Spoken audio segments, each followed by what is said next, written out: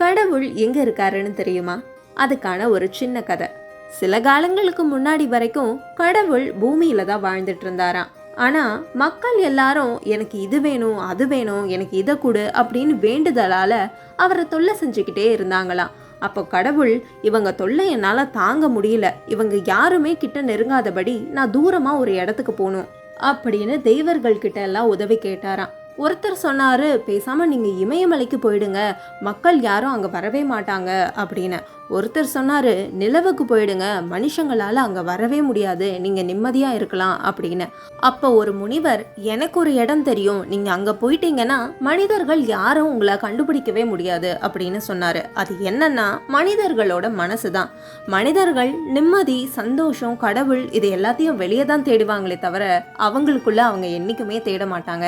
அதனால நீங்க அவங்களோட மனசுலயே தங்கிடுங்க அப்படின்னு சொன்னாரு.